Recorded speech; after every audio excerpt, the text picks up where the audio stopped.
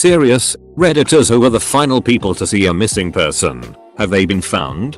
And how has their disappearance affected you?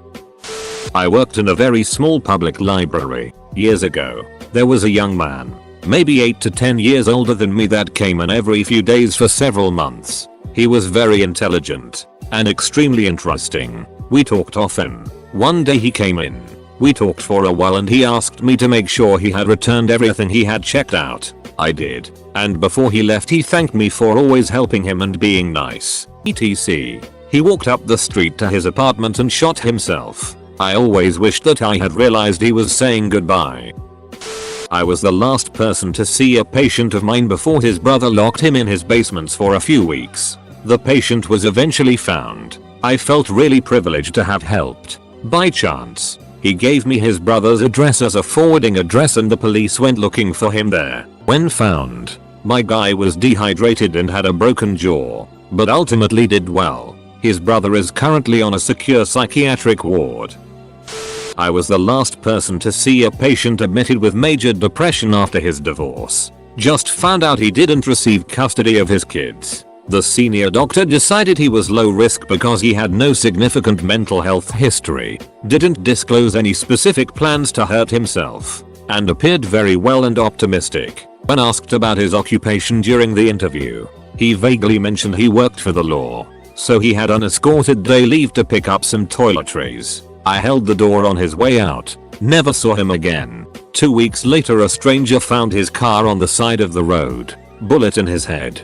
Turned out he was a police officer and had access to a gun to shoot himself. In response to a PM about this, whenever I post about other people, I change details, for example, gender, situational aspects, etc. to equivalencies so that they are 100% definitely not recognizable. For privacy on their behalf, they wouldn't be able to recognize themselves. So it's very unlikely I've met a family friend who sounds familiar here. So sorry to anyone who have been affected by similar experiences.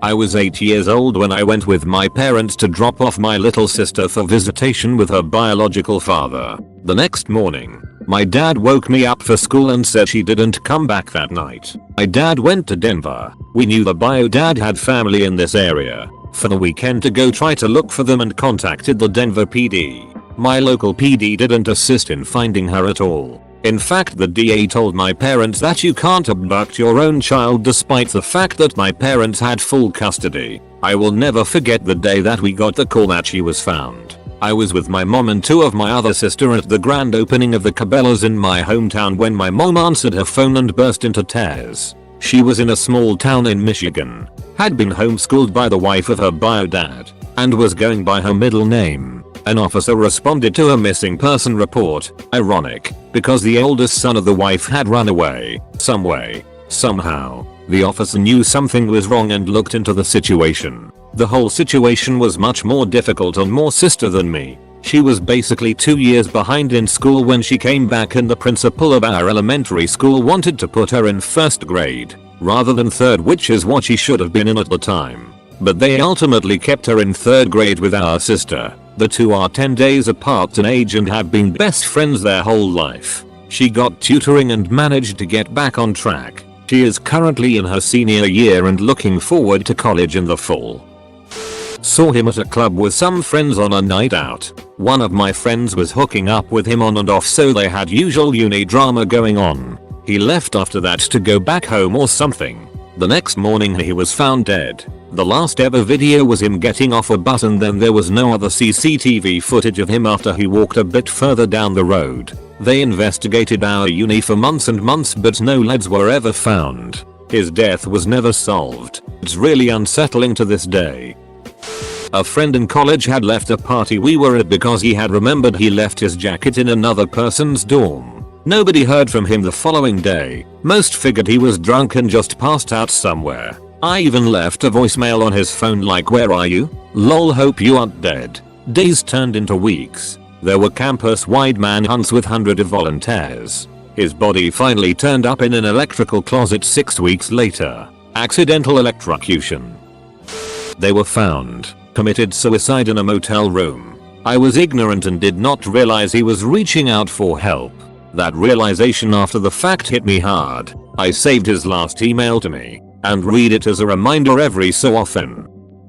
There was the daughter of my mom's friend. She has a mental disorder. I don't know much about her other than that she's 20 plus, but because of her disorder she's like a kid. So she was missing the day after her and her mom visited us. After 3 days of search messages and police looking for her, news came. She was in Turkey and got married. We live in the Netherlands, so yeah. Quite impressive to pull that one off. Turkish and Dutch police are investigating if she was tricked or did this willingly, cause there's a lot of unclear things.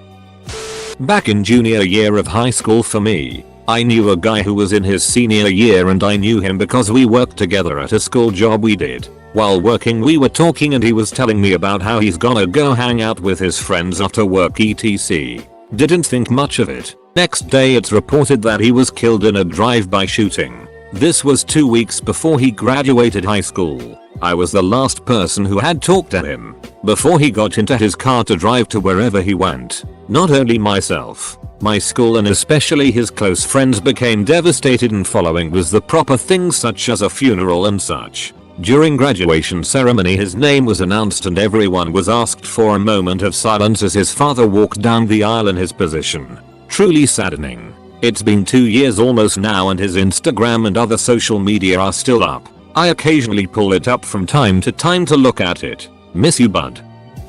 I was one of the last people to see a kid who lived across the street before she was kidnapped. Our neighbors across the street were raising their grandchild because their kid's parent, was on drugs. The kid was about 6-8 years younger than me and I used to babysit her sometimes. And she would come over and play with me and my siblings. When I was around 14 and she was around 8, several men broke into the house and kidnapped her. I had babysat her the night before, and I can't remember if she was home alone or if one of the grandparents was there. The police found her about 10-12 days later. Her mother owed a lot of money for drugs, and so some of the drug dealers tracked down her kid and kidnapped her to try to get the mother to pay them. I never learned the details of what happened while she was kidnapped, and she has gotten therapy and is now married with kids. She's doing very well and has a happy life. Sorry everyone, I didn't phrase things well. My childhood best friend is currently missing since the 30th of August. I live in a different state now, but my last text to him was about classic WoW and playing it together. I still don't know how it's affecting me, but I miss him so much. He went missing on a hike. So my only message to people is please try not to hike solo. If you are, please let multiple people know of your plans. Yes, he was found. Back in high school, a guy I knew disappeared and the cops interviewed my friends and I. Apparently a note was found on his bed that read give $1,000 or you'll never see your son again, and that's all it said. No contacts or drop off location or anything. They found the guy 3 days later walking around the mall. He had been hiding behind an Albertson dumpster the entire time and got bored when he decided to walk around a nearby mall. Idiot. Edit. Yes. He faked the note. He even did it in the style of cutting out letters from a newspaper and gluing them to form the sentence. Not 100% sure I was, but pretty close. I was in Colombia as a service missionary. I just got to a new area and pulled up the phone directory the people before me left. There were some records about this guy they were visiting, so I stopped by to introduce myself. He came to the door but was busy, so we set a time for me to come by the next day. About an hour before our scheduled time the next day, I call him to confirm and he says we're good to go. So I come by an hour later and knock on the door. His girlfriend answered and told us she hadn't heard from him in over an hour and was expecting him to be home. He wasn't answering his phone, etc. Days go by and nobody's heard anything.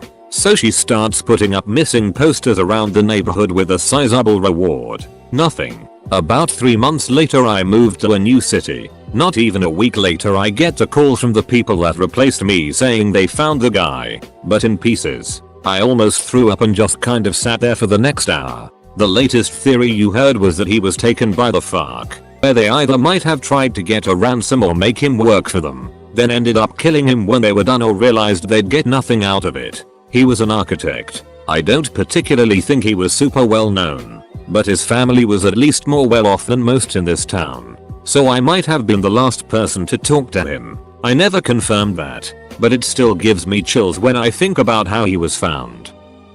I don't know if I was the last person to see her alive, but one of the last. Lori Hacking and her husband, Mark Douglas Hacking, came into my cell phone store 2 days before she found out about how he had lied to her about pretty much everything in his life and he killed her and their unborn child. They were both awesome people. She was happy and bubbly and he was a really nice guy. I came in from the weekend and there was a missing poster on our store door for Lori. It was really weird seeing that she was missing after just selling them cell phones and a plan. I reached out to the number and told them that her and Mark had been into the store 2 days before she went missing. I had to meet with the local police and an FBI agent. They had to look at the paperwork we had done, the video for the store, and interview all of the employees. The weirdest thing is that Mark came into the store after killing her and asked me a question about their cell phone plan, after killing his wife and dumping her body. When I was in my early 20s I was friends with a group of brothers, one of whom was one of my girlfriend's roommates. On New Year's Eve they threw a party at their apartment. The next morning I was taking the train home and happened to end up on the train with the youngest brother. He was acting normal but I remember saying to him see you later when getting off the train and him smirking and saying yeah. A few days later, one of the brothers says they haven't heard from him since the party. I told him about the train interaction and it turned out I was the last person to have seen him. No one else had seen him since the party, including his roommates. They eventually found a note in his apartment that reads something like I am fine but don't try to find me. Several weeks go by with no word from the younger brother. I'm cooking dinner with my girlfriend and there's a knock on the door. Guess who shows up but the missing brother. He had run away to the Dominican Republic without telling anyone to see what life was like there, ran out of money, and returned. Last person to see him before he disappeared. First person to see him when he returned. One of my best friends found out his wife was cheating on him. He went ballistic, grabbed his gun and took off to parts unknown. Both the police and I went looking for him for several hours but couldn't find him. Eventually, he texted me saying he loved me and where we could find his body, which we did. I was the last person he ever spoke to in life. Next year will be the 10th anniversary of his death and while admittedly I don't think about him every single day, I do think about him and that horrible day a few times each month. Worse, I live in a rural area where lots of people have the same build and wear much of the same clothing he did. So I will occasionally see close doppelgangers of him walking around and it never fails to flood me with emotion. My friend also ruined Across the Universe by the Beatles. He and I were big fans of the group and that was his favorite song of theirs. So it got played a lot at his viewing. Now, I can't listen to it. The last time I happened to be watching a movie that featured the song, I started crying without even realizing I'd started.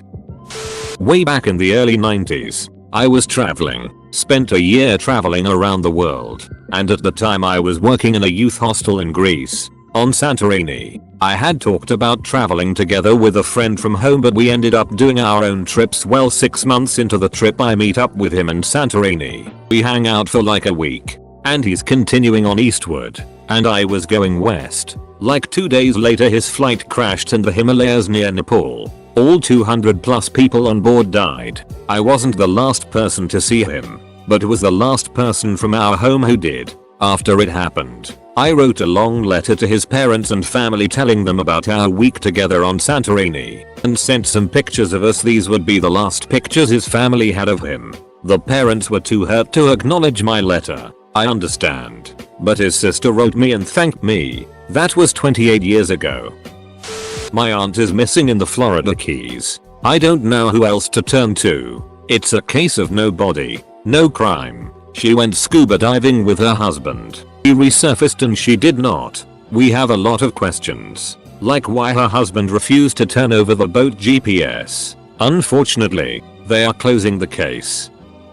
When I was 13 I went to visit my auntie on a whim. She lived down the hill and we were extremely close. I was late for dinner and I knew my mum would be mad, but when I walked past my auntie something was screaming at me to go inside. My auntie kept saying she was so happy to see me and was dressed up like she was going on a date or something, which I found strange because she was only hanging round at home. We chatted for a bit and was saying some very odd things. Tell such and such this. Tell so and so I love them. She told me to take whatever I wanted from her house and her pantry and fridge were completely emptied out, which I thought was weird. The whole thing made my hair stand up, but I was just a kid and didn't understand what was going on. When I eventually left to go home, she teared up, gave me a big hug, said she loved me and was so glad I came by. The next day no one in the family could reach her. The curtains were all pulled at her house and the phone line was cut. After eventually breaking in, my grandma discovered she had hung herself in the closet.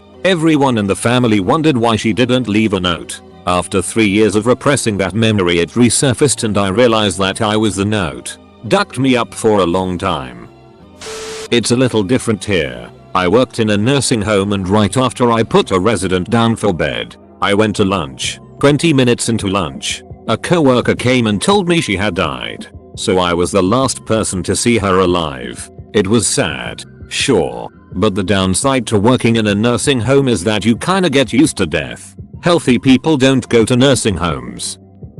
I have a slightly different story. I had a friend in college. We got into an argument one night. I said some things about how she had been acting. Culminating in that night, I was done. A few months later, I decided to reach out. She had moved out of her apartment and disconnected her phone. Back then we just had landlines. I heard from a mutual friend she had moved back in with her dad. I called her and apologized. I asked her to have a beer with me to catch up.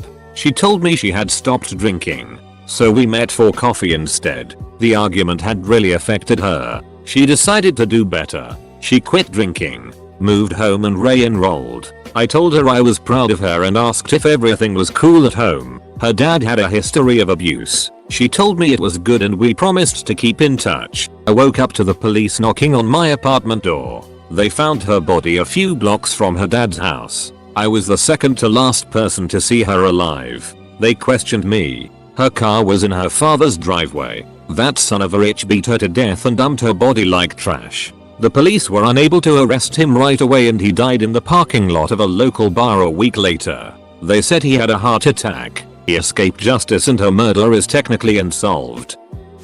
I can kind of chime in. Went out to go fishing with my dad. As we pulled up, some guy came up and chatted us up about my dad's boat. We sat around and talked about his boat and my dad's boat for a while. After a few minutes we left to go fishing. Fast forward a few hours, and we're heading back in to call it a day. We come up to a railroad bridge and there were dozens of search and rescue boats trolling the river underneath and around the bridge. Turns out, the guy had a few too many and decided to jump off the bridge for fun.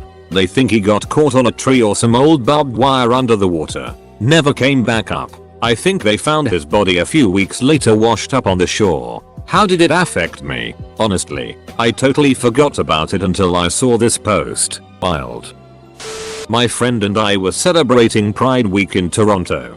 His little brother, 16, had never been, so my friend wanted him to experience the energy of the season, which is palpable to say the least. My friend and I met up with his brother and shortly after my friend needed to go and meet some of our other friends, which he was going to bring back to meet us. I volunteered to stay with the brother and buy him some street meat, which was a foot-long hot dog stuck between two huge meatballs. Him and I laughed awkwardly at this. It was my first time meeting the kid and I certainly felt like I was subjecting him to more than he could handle. We went and enjoyed our snack away from the millions of people in the streets. Once we finished he offered to go and throw out the garbage and said he had to go to the washroom. We haven't seen him since. 6 years ago. No contact. No posts on social media. Nothing. My friend doesn't blame me because his brother was already a very independent guy. But boy did I feel bad. I still have the picture of that meal we got on my phone. Whenever I see it I think about what I could have done differently, if anything, to make him want to stay. A lot of people are commenting about missing people connected with them, regardless of who last saw them. So in case this is interesting, a distant cousin of mine went out drinking years ago with a group of friends. But each friend drove their own car between various bars to drink. Don't do this, kids. She never made it to the final bar, and people suspected for years that she'd been abducted and or murdered. Fairly recently they unexpectedly found her. She had driven her car off the road and into a bay, where it had sunk and presumably drowned her. Don't drink and drive. I was the second to last person to see my buddy MC alive. He didn't exactly disappear though. He had gotten out of rehab for heroin. Clean for 6 months. Still smoked weed. No hard it though. We hung out on the 4th of July. Enjoyed a finely rolled blunt while watching fireworks and talking about the girls we liked. He was a phenomenal wingman. And our lives. I dropped him off at our other buddy's place about 1 AM. Found out later the next day that other buddy had gotten him to try heroin again and he immediately OD'd and died. Other buddy dumped him on his parents' porch. That kid is currently in prison but he got the absolute beat out of him before police found out he was the one with the heroin and got arrested. I wouldn't call myself or any of my old friends snitches. However, we 100% snitched on that little ducking twat. Honor among thieves and all that. MC's parents forgave the kid. But I never will. Nor will any of our other common friends. As far as affecting me, in the moment I was ready to take that ducker's life like he took MC's. But in the years since, I've mellowed out, stopped doing drugs, and stopped hanging out with those kinds of people. I still hate that kid for inadvertently taking MC's life. But I don't want to kill him anymore. Reached out to a friend after they posted so pretty dark Snapchats. Talking about missing their sister who had killed themselves. His wife, etc. He read my message and never replied. Social media silent for about a week. Reached out to his wife. Turns out they divorced as he faked suicide multiple times with her in order to get whatever it was he wanted. Which was probably just ducking attention. He came back and acted like nothing happened. Everyone else who had asked has also got zero response from him. I would say there is about 6 to 8 of us who confronted him this time about it. Needless to say, this has extremely damaged if not ended our relationship. If there's one thing I cannot utterly stand, it's people who fake suicide for attention. Had a beer and caught up with him after years of going our own way. We had been friends in college and drifted away due to travel, life, and all that. Shook his hand as we left the pub. Dude shot up in his car and died in the parking lot not 15 minutes after we parted. Honestly never really bothered me, per se. He told me that night that he had been trying to kick his habit while we were at the pub. I congratulated him on the progress he had made. Let him know that he had me as a supporter. But I knew no matter what I said, the decision was his to make. From what I learned later, the dose that killed him was going to be his last pre-rehab. He failed to tell me he was heading there the following day. So, yeah. I'm still tight with his siblings. And they never found fault in anything I did. Sucks it happened. But if you do heroin, especially when most of it is fentanyl, you know that you are gonna die. In 2006 at the UTSA downtown campus, I was the last person to see a mid-40s-year-old Hispanic woman on early 30s black male. They were both very well dressed and they had a large trash bag filled with Valentine's Day plush bears. It was week before Valentine's Day. They had asked me if I could keep an eye on the bag of bears while they stepped out of their car to get more things. They came, grabbed the bag, thanked me for the favor and left. I thought nothing of it as they were very professional in their behavior and style of speaking. They had been discussing a fundraiser. This was on a Sunday. The following Wednesday the news was asking for information on the whereabouts to the woman. The news even played surveillance footage of her at UTSA campus. I appeared on that footage as well, but due to the angle of camera I couldn't be identified. It appeared on the news for about 2 weeks. Her family was all over downtown San Antonio with flyers. I told them all I knew, but it didn't really further the investigation. Fast forward 2 months and she had been found in Oklahoma.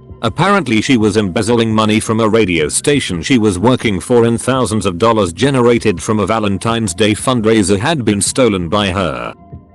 I wasn't the last person to see him, but I'm pretty sure I was the last person to talk to him. Buddy of mine called me up freaking out about him and his wife getting into it.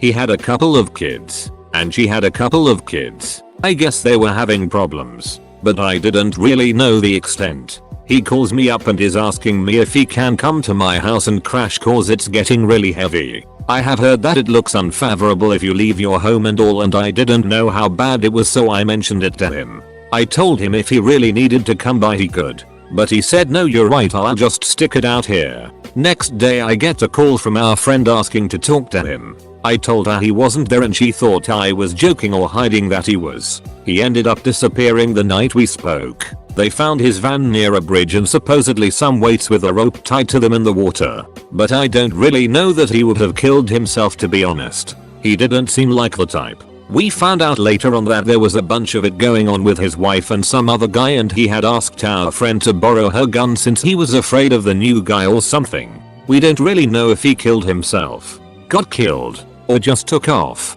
This was around 2012 or so, and I think about him every once in a while. It really sucks and I do feel partly responsible. I play it over in my head sometimes and wish I would have told him to just come on over. I hope he's alright.